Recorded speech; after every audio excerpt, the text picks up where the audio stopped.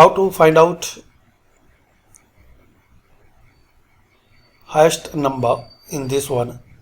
So you want to check which is highest number. So click here this one in formula. So click on formula and here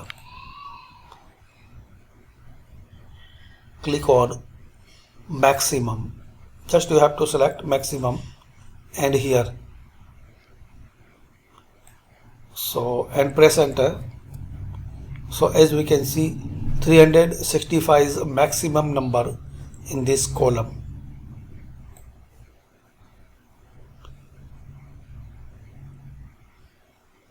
Select cell firstly where you need answer, then here, then click on maximum number. Select cell, then press enter. So thanks for watching.